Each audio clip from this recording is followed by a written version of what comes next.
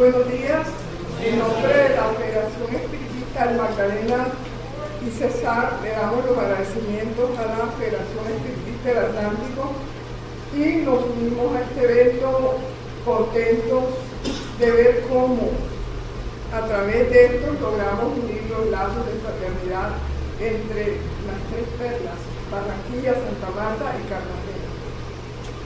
Como decía el hermano, la charla que nos correspondió es acerca de elementos y factores del crecimiento espiritual. Pues todos debemos recordar que somos espíritas, ¿verdad? Y somos espíritus, es decir, que somos el principio inteligente y que por nuestra naturaleza angélica energética nosotros nos vinculamos a la angelitud a través de un proceso de evolución moral. Y que debido a nuestras imperfecciones, a nuestras amarras de instintos, que nos esforzamos, debemos esforzarnos día a día por adquirir la adquisición de la conciencia al fin de liberarnos de tantas imperfecciones que nos dominan para favorecer la expresión de todas las potencias latentes que proceden de nuestro origen trascendental. Esto nos lo dice nuestra hermana Juana de Ángelis en el libro Autodescubrimiento, capítulo 5, Viaje Interior.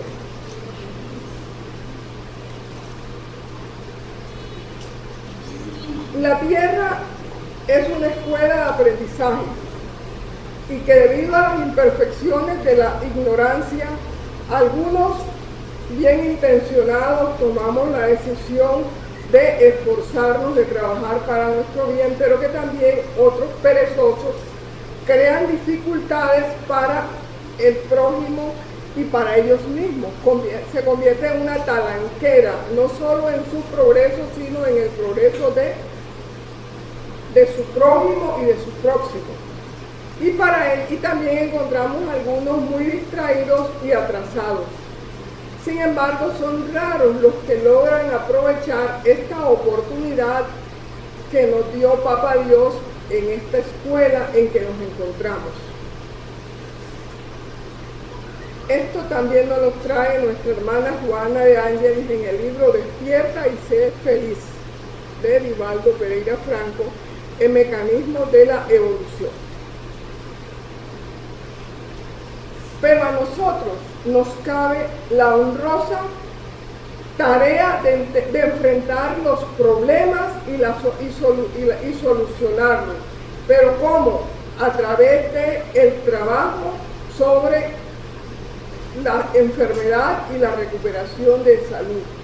Y la lucha por adquirir la paz íntima, que es lo que realmente todos añoramos, adquirir esa paz íntima en cualquier situación en la que nosotros nos encontramos o en cualquier conflicto que seamos conducidos.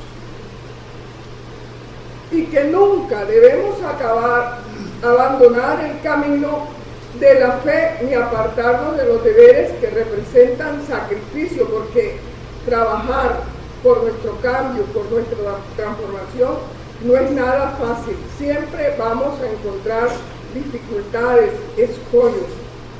Esta también es una cita de nuestra hermana Juana de Ángelis en el libro Despierta y sé feliz. Pero hay un imperativo que todos los que realmente tomamos la decisión de cambiar, de transformarnos, no debemos apartarnos. Y que ese imperativo de evolucionar lo debemos hacer mediante el resarcimiento de los engaños, de los errores que nosotros hemos cometido contra nuestros prójimos, a través de la rectificación y perfeccionar nuestras tendencias superiores que pasan a surgir. Siempre cuando nosotros tomamos el camino de cambiar, de trascender, a pesar de las dificultades, de los obstáculos que se nos presenten, vamos a ser capaces de transformarnos. de convertir esos obstáculos en fortaleza. Y aquí vemos cuando nosotros resarcimos errores, cuando nosotros superamos esos delitos que nosotros hemos cometido en el ayer o en el hoy, nos vamos a sentir mucho más fuertes, con ganas de continuar en el trasegar de la vida, que como les decía, no es nada fácil. Pero también hay una cosa, obedeciendo a los imperativos de la polaridad que se manifiestan en el mundo terrestre, pero que todos debemos trabajar en favor de la unidad, siempre marchando hacia el equilibrio, la armonía íntima que es consecuencia del discernimiento de las intenciones de la vida propia, de la vida propicia la natural integración de las criaturas, contribuyendo a la preservación de la unidad universal. Y siempre buscando la identificación fraternal de los hombres unos con los otros. Estamos llamados a convivir en un ambiente de paz, de armonía con nuestros hermanos. Desafortunadamente, más adelante les diré cuáles son uno de esos escollos que nos impiden vivir en armonía con nuestros hermanos, como el Maestro Jesús de Nazaret nos lo enseñó a través de la ley del amor, que Allan Kardec también nos lo cita, lo mismo que Juana de Ángeles en el capítulo 5, autodescubrimiento. Ella dice: buscando la identificación fraternal de los hombres unos con los otros, la ley de amor, se debe intentar el mismo afecto con los órganos y con profundo respeto, conscientes de la evolución, experimentar el desafío de avanzar en el rumbo de la unidad en la cual, por ahora, el ser se encuentra en disponía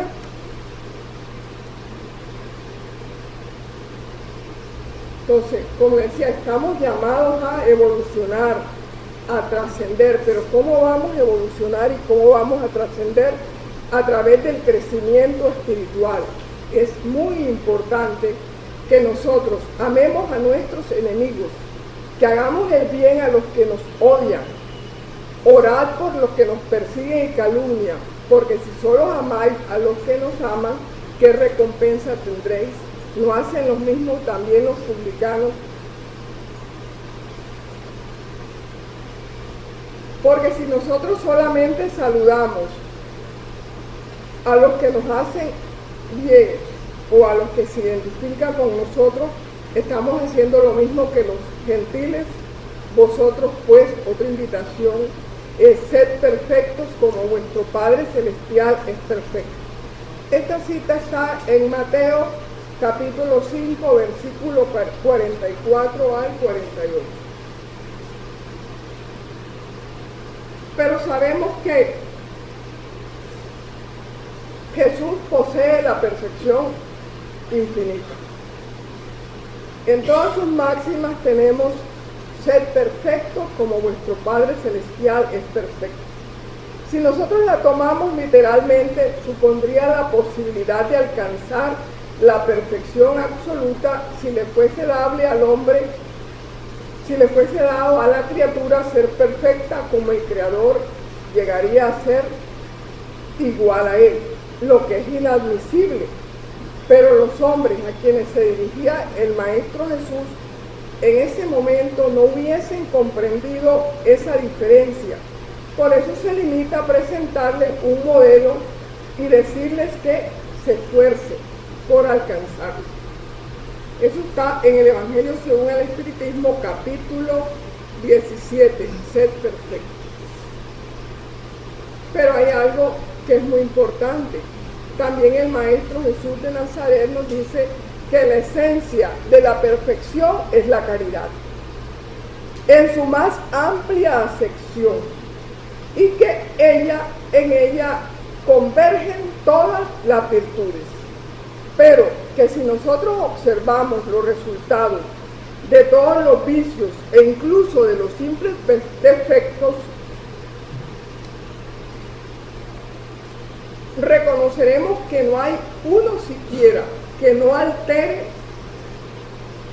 de modo alguno el sentimiento de la caridad, porque todos tienen su origen en el egoísmo y en el orgullo, que es nuestra mayor talanquera, y que son su negación todo aquello que el sentimiento de la personalidad destruye o al menos debilita los elementos de la verdadera caridad, que son la benevolencia, la indulgencia y la devoción. Pero que, llevado hasta el nivel del amor a los enemigos, no puede aliarse con ningún defecto contrario a la caridad. Es siempre por eso mismo un indicio de cierta superioridad moral cuando nosotros realmente comenzamos a vivenciar la caridad. Estamos dando un pequeño indicio del camino, de la ruta que el Padre nos ha trazado. Es siempre por eso mismo ese indicio de esa cierta superioridad moral, y de ahí se sigue que el grado de la perfección está en razón directa de la extensión de ese amor. Por eso Jesús nos decía, después de haber dado a sus discípulos la regla de la caridad en lo más sublime que ésta posee, les dijo, y fíjense que si analizamos siempre, el camino es ser perfectos como vuestro Padre Celestial es perfecto. Pero para nosotros, yo diría que la ruta que nos marcó nuestro Padre fue a través de esa máxima, ser perfectos como nuestro Padre Celestial es perfecto. Y tenemos algo que escuché, que va a haber una charla esta tarde, que para ello en el Evangelio nos hablan del verdadero hombre de bien, que es aquel que practica la ley de justicia, de amor y caridad en su más grande pureza. Y que si nosotros interrogamos nuestra conciencia sobre nuestros propios actos y miramos si hemos violado la ley y si no hemos hecho daño y si ha hecho todo el bien que ha podido, si ha despreciado voluntariamente alguna ocasión de ser útil y si tiene alguna queja de él, en fin, si ha hecho todo lo que hubiese querido que hicieran por él. Y que el hombre de bien es aquel que tiene fe en Dios, en su bondad, en su justicia y en su sabiduría, y sabe que nada sucede sin su permiso y que se somete a todas las cosas a su voluntad. Que tiene fe en el porvenir, no me voy a extender aquí porque sé que el compañero que nos va a anteceder va a profundizar, pero que también está compenetrado del sentimiento de la caridad y del amor al prójimo, y que hace el bien por sí mismo, sin esperar recompensa. Desafortunadamente nosotros ancestralmente estamos acostumbrados a que hacemos un favor, debemos esperar que nos lo retribuyan, y cuando no nos lo retribuyen, no, yo no voy a hacer más favor porque la verdad que los hago y siempre me pagan más. Y asume la defensa del débil con relación al fuerte. Pero fíjense que es aquel que siempre, y por eso lo resalté, sacrifica sus intereses en favor de la justicia. Pero también el verdadero hombre de bien es aquel que se encuentra satisfecho con los beneficios que esparce, con los servicios que presta y en hacer felices a los demás, en las lágrimas que enjuga, en los consuelos que prodiga a los afligidos, y que su primer impulso es pensar en los otros antes que pensar en sí. es cuidar el interés de los otros antes del interés propio. Mientras que el egoísta, por el contrario, él siempre va a calcular los beneficios y las pérdidas de cada acción. Pero fíjense que en todas sus actuaciones y en todas las circunstancias va a estar latente o importante la caridad, va a ser su guía. Pues está consciente que cuando causa perjuicio a los demás con palabras malévolas que hieren la susceptibilidad de alguien con su orgullo o su desdén, quien no retrocede ante las ideas de provocar un sufrimiento o una contrariedad aún leve cuando podría evitarlo, falta al deber del amor al prójimo. Pero tampoco tiene odio ni rencor, por eso perdona y olvida las ofensas. Y siempre tiene presente es el beneficio de los demás. Es indulgente con las debilidades ajenas. Estudia sus propias imperfecciones y trabaja sin cesar para combatirlas. Y emplea todos sus esfuerzos para poder decir al día siguiente que hay una cosa mejor que en la víspera. Y algo importante, los que tenemos bienes, personas a nuestros cargos, por nuestros trabajos, usa, pero no abusa de los bienes que le conceden, porque sabe que esto se le ha constituido o es un depósito del cual nos van a pedir cuenta y que no debemos emplearlo para satisfacer nuestras pasiones. Y como decía, cuando nos colocan por nuestros trabajos personas en las cuales nosotros somos jefes y ellas subalternas, o a veces nosotros subalternos y tenemos jefes, nosotros debemos tratar a esas personas con mucha bondad y benevolencia, porque son sus iguales ante Dios, y recurre a su autoridad para levantarles la moral, no para abrumarlos, no para censurarlos, no para corregirlos. Eso no quiere decir que no se pueda dar una directriz, una orientación, pero sin que la persona se sienta que moral y emocionalmente y verbal la están agrediendo.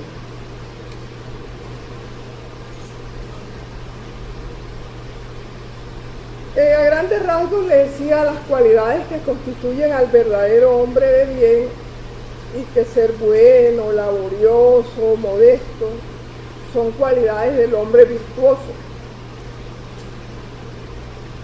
La virtud. Estas son cualidades que caracterizan al verdadero hombre de Dios. Bien, lamentablemente esas cualidades muchas veces están acompañadas de pequeñas enfermedades morales que les quitan el encanto y los empalidecen. Porque aquel que hace ostentación de su virtud, le falta la caridad, una cualidad principal que es la modestia, y tiene uno de los mayores vicios, que es el orgullo. La virtud es una gracia, nos decía Francisco Nicolás Madeleine París en 1863, que la virtud es una gracia que desea para todos los espíritas sinceros. Con todo eso os diré, más vale virtud con mucha modestia que mucha con orgullo, porque por el orgullo las generaciones sucesivas se han perdido, mientras que con la humildad algún día habrán de redimirse.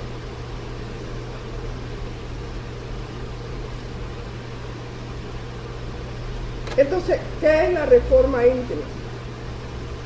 No es más que la necesidad inherente que sentimos todos de extirpar esos errores e imperfecciones que nuestro ser inmortal lleva arrastrando a través de muchas existencias. cada uno de nosotros tenemos un grado de evolución moral. Cada uno de nosotros sabemos en qué nivel nos encontramos. Pero a veces nosotros nos olvidamos cuando estamos aquí encarnados de los compromisos que nosotros adquirimos para evolucionar y permanecemos estancados muchísimos años en el mismo error. No queremos salir de la zona de confort en la cual nos encontramos. Pero si nosotros hacemos un análisis detallado, también quien me va a preceder va a hablar del autoanálisis, en el cual nos permitamos analizar caso por caso, situación por situación, hecho por hecho, penetrando en lo más profundo de la raíz, a fin de nosotros poder encontrar en qué fallamos. Y no solo en qué fallamos, porque a veces nos autoflagelamos, sí, yo fallé, me equivoqué, pero mañana cometo el mismo error, sino de tomar la decisión de, en lo sucesivo, evitar acometer el mismo error o caer en la misma piedra que muchas veces tropezamos miles de veces. Entonces, nuestro trabajo consiste en el autoperfeccionamiento. Ahora, este trabajo del autoperfeccionamiento, como en cualquier proceso de aprendizaje, es gradual y creciente. Y va por etapas, pero siempre con la finalidad de progresar siempre. Juana de Ángelis nos dice que el imperativo es el perdón. Esto nos lo dice en momentos de salud. El perdón incondicional es de urgente aplicación para la paz, para que la paz se instale en forma definitiva en la conciencia humana. Y que mientras existan sentimientos de venganza, de animosidad, de rebeldía en relación a personas o acontecimientos perturbadores, van a permanecer los disturbios de la emoción que van a afectar nuestra salud física y el comportamiento, y nuestro comportamiento. Pero en el libro de los espíritus, la pregunta 909A, San Agustín nos dice que aquella persona que llegada cada noche recuerda todas sus acciones de la jornada y se pregunta qué ha hecho de bien o de mal, rogando a Dios y a sus ángeles de la guarda que lo iluminen, va a adquirir una gran energía, una gran fuerza para perfeccionarse, porque créanme, Dios ha de asistirlo, y sabemos que cuando nosotros recurrimos a nuestro Padre Celestial con humildad, con sinceridad, ahí está Él. Somos nosotros que, movidos por el orgullo, por el egoísmo, la prepotencia que nos domina, que no volvemos ciegos, sordos y mudos ante los llamados y la asistencia.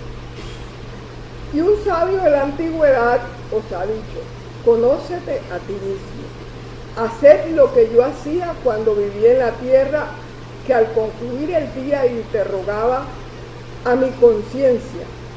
Entonces pasaba revista a lo que había hecho y me preguntaba si no había faltado en algo al deber, si nadie había tenido quejas de mí, y de ese modo llegué a conocerme. Esto está en el libro de los espíritus, en las preguntas 919 y 919A. Entonces, la importancia de procurar la realización individual del trabajo del autoanálisis, de examinar nuestras reacciones tales como la convivencia con el prójimo, que no es nada fácil. Igual frente al dolor, a nuestros problemas, nosotros nos debilitamos, nos desesperamos y cuestionamos. Somos tan irresponsables que cuestionamos: Dios mío, ¿por qué me ocurre esto a mí? Si yo no he hecho nada malo, yo no recuerdo haberle hecho nada malo. Entonces, frente a esa convivencia con el prójimo, con el próximo, y en el dolor, o tan solo como una norma que aisladamente deseamos seguir en el propósito de nuestra reforma íntima, tal como lo hizo San Agustín.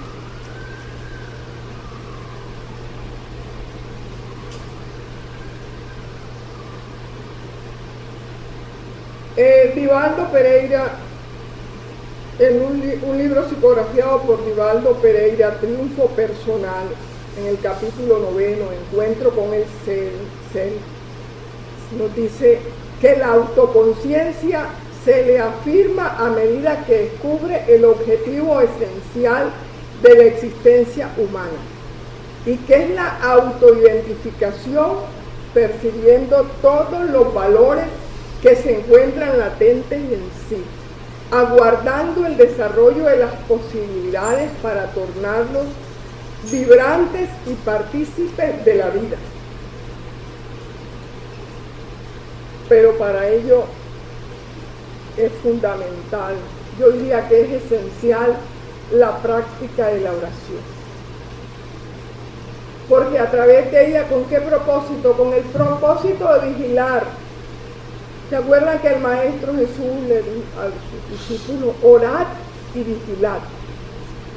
Es un acto de reafirmación diaria que necesitamos practicar, aunque sea por algunos minutos, al renovar el deseo de vencer en el transcurso de ese día nuestros condicionamientos. Procuramos que la sintonía con el amigo espiritual, abriendo nuestro corazón a Jesús, con la intención de recurrir al apoyo mayor de la espiritualidad, para que nos ayude en los esfuerzos que estamos realizando para liberarnos ¿de qué? De nuestras debilidades. Por eso es importante que oremos con la mejor de nuestras intenciones, con toda la emoción, y recibamos el influjo de las suaves energías que nos serán dirigidas en la sustentación de nuestros propósitos. La adopción de un comportamiento rico en religiosidad, sin temor ni ansiedad, sin transferencias de la edad objetiva hacia las vidas subjetivas separadas de los mecanismos conflictivos que nos inducen a la búsqueda de la fe religiosa, solamente para huir de los deseos mundanos, constituye una metodología preciosa y saludable para el mensaje de integración plena y tranquila de los superiores objetivos existenciales.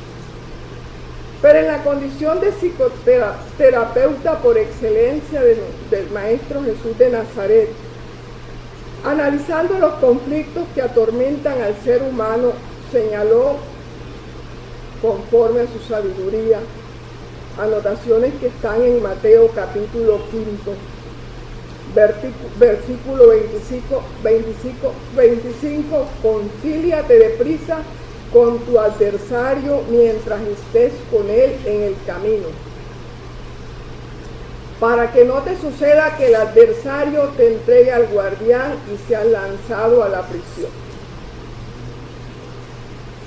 Inevitablemente se percibe es el adversario interno, el orgullo, el egoísmo, los celos, que son las pasiones disolventes que aturden al ser y que desaliñado lo encarcelan la conciencia en los conflictos, generando tormentos a los que se entregan todos aquellos que se dejaron vencer por la culpa, transformadas en fobias o en angustias, o en ansiedades o inseguridad, o en trastornos neuróticos de otro porte, cualquier. Esto también nos lo dice Juana de Ángeles en el libro Triunfo Personal.